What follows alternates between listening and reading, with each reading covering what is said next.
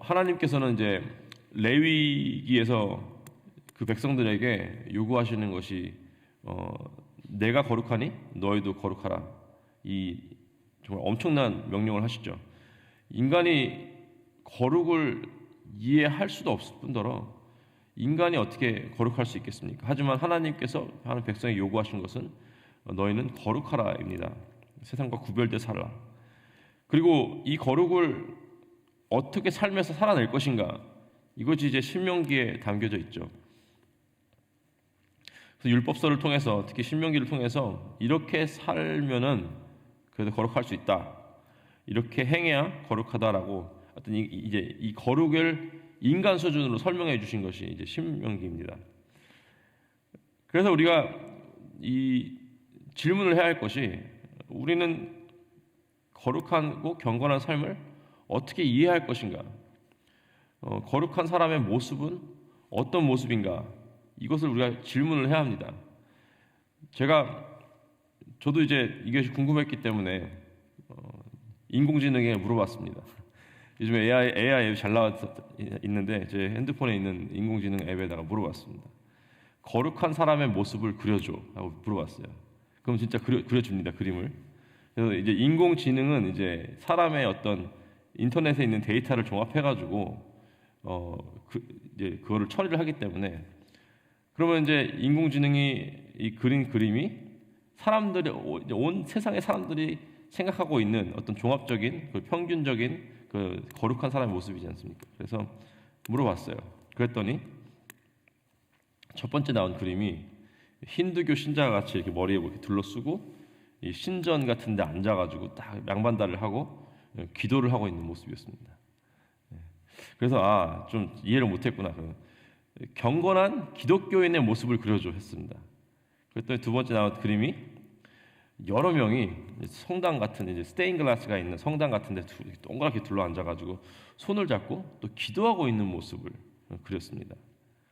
그러니까 적어도 인공지능은, 그리고 이제 이 인터넷에 있는 데이터를 종합해 보면은 거룩과 경건은 기도하는 사람, 이렇게 연결이 돼 있는 거예요.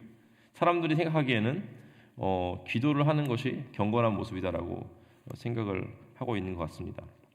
틀린 건 아니죠. 하지만 우리는 이 신명기를 통해서 보면은 하나님의 사람들의 이 경건이란 거룩이란 이 기도 이상으로 어떤 삶에서 구체적으로 나타나는 것을 우리가 알 수 있습니다. 사실은 그거는 이제 우리 고난주간 그 야고보서 강의 때도 배운 것이죠. 믿음이 있다면 그 삶을 살아내는 것이 어떤 우리의 믿음의 표현인 것입니다. 그래서 오늘 말씀에서도 여러 가지가 나오고 사실은 좀 이렇게 이 띠임이 안 맞는 게 많이 나오는데, 그 중에 세 가지만 어떤 사람이 하나님의 경건을 쫓는 사람인지 한번 보도록 하겠습니다. 첫 번째는 타인을 기꺼이 도와주는 사람입니다. 친절한 사람이죠.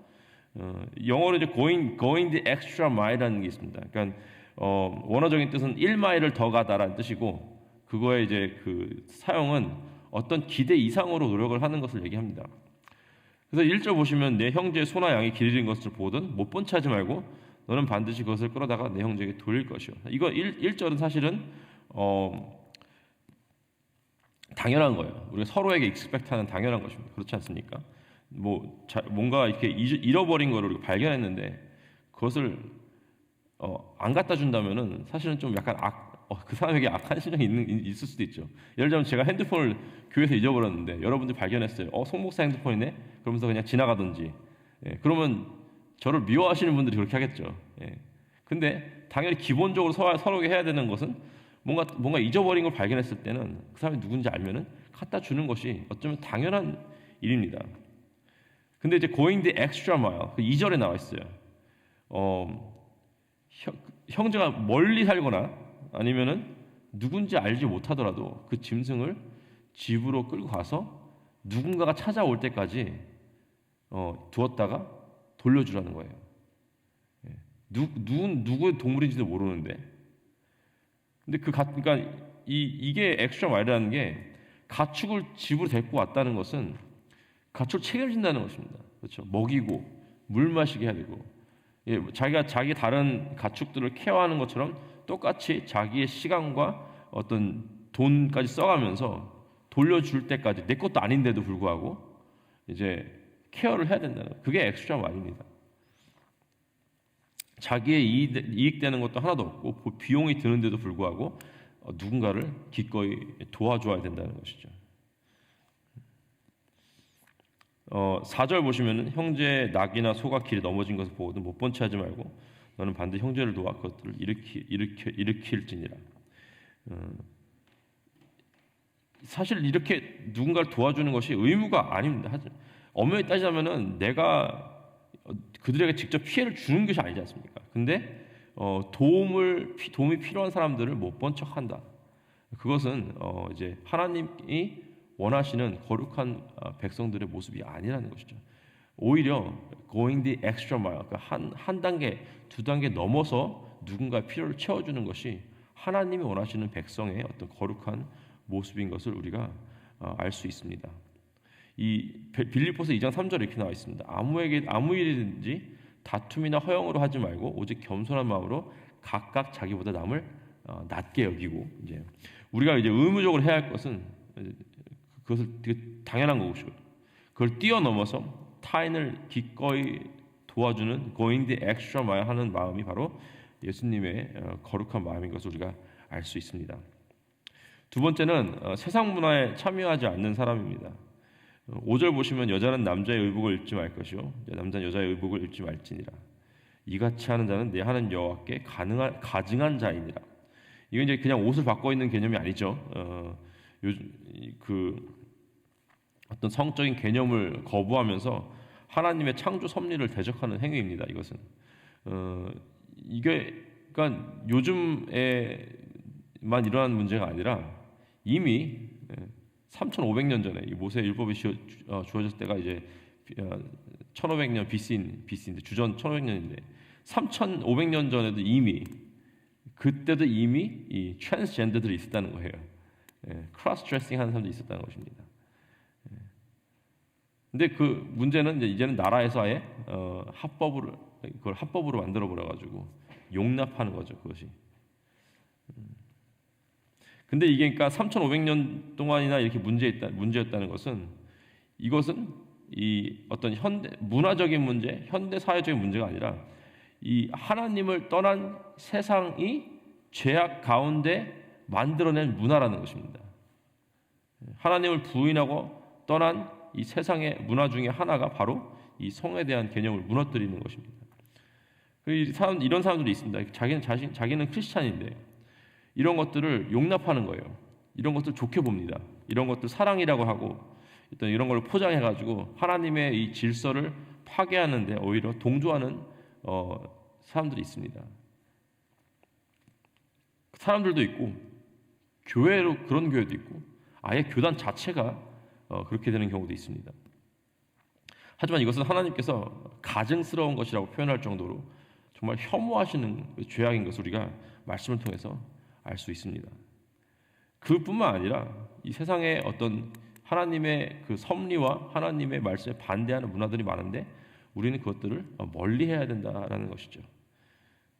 세 번째는 하나님의 이 피조물을 귀하게 여기는 사람입니다. 6절 보시면은 길을 가다가 나무에나 땅에 있는 새의 보금자리에 새 새끼와 알이 있고 어미새가 그의 새끼나 알을 품은 것을 보거든 그 어미의 새와 새끼를 아울러 취하지 말고 어미는 반드시 놓아줄 것이요 새끼는 취하여도 되나니 그리하면 내가 복을 누리고 장수하리라. 한마디로 뭐예요? 무분별한 포획을 하지 말라는 것입니다. 이제 어미새를 잡아버리면은 더 이상 이제 알을 낳을 수가 없지 않습니까? 이제 계란을 먹거나 이제 그렇게 되면은 이 어미새는 어딘가에서 또 알을 낳을 수가 있습니다. 그러니까 이게 이 자연 어떤 이 법칙이 계속 유지가 되는 것이죠. 무분별한 포획을 하면 어떻게 되니까 이제 멸종이 되는 거잖아요. 그래서 요즘에는 이제 보호하는 동물들도 있고 이제 개체수를 이제 세 가지고 어느 정도 되면은 위험하다, 멸종 위기에 있다. 그래서 이제 포획을 금지한다든가 이런 식으로 이제 하죠. 아니면 이제 물고기를 잡는다더라도 어떤 사이즈 이상으로 미만이 되는 물고기는 잡지 말아라 이런 법도 생기고요. 예, 맞는 거예요. 그것이 맞는 것입니다. 하나님께서도 역시 이 피조물들을 보호하기 위해서 인간들에게 어떤 자유롭게 먹을 수 있는 그런 권리를 주셨지만 그것을 함부로 남용하는 것이 아니라, 오용하는 것이 아니라 하나님께서 주신 이 피조물들을 귀하게 여기는 것입니다. 그리고 감사하게 여기는 것이죠. 무분별하게 막 포획을 한다는 것은 그거에 대한 그 어프리시에이션이 없다는 것입니다. 하나님의 어떤 주신 그 피조물들을 하나님의 그 영광을 위해서 사용하고 또 감사함으로 이걸 다 다루는 것이라는 것은 우리가 이제 우리 바운드리 안에서 우리는 우리 하나님께 주신 능력이 있기 때문에 다 잡을 수 있습니다. 다 잡아 먹을 수도 있고 그렇지만 그 바운드리에 우리가 두는 것입니다. 청지기의 마음으로 이 세상의 피조물들을 다루는 것이죠. 왜냐하면 하나님께서 이 새와 들풀도 먹이시고 입히신다 하지 않습니까? 그 모든 것들이 하나님의 어떤 퍼스널 케어 안에 있는 것인데 인간이 어떻게 감히 그런 것들을 함부로 대하고 함부로 이렇게 망가뜨리게 하겠습니까? 8절 보시면은 내가 새 집을 지을 때 지붕에 난간을 만들어 사람이 떨어지지 않게 하라. 그 피가 내 집에 돌아갈까 하노라. 이 피조물을 귀하게 여기는 것은 그냥 어떤 생물들, 새나 뭐 물고기, 꽃 이런 것이 아니라 그뿐만 아니라 당연히 사람을 향해서도 나와야 된다는 것이죠.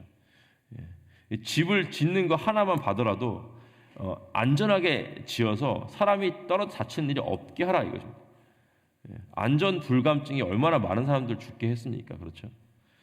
집을 지을 때 난간을 만들지 않으면은 그만큼 비용을 아낄 수가 있습니다.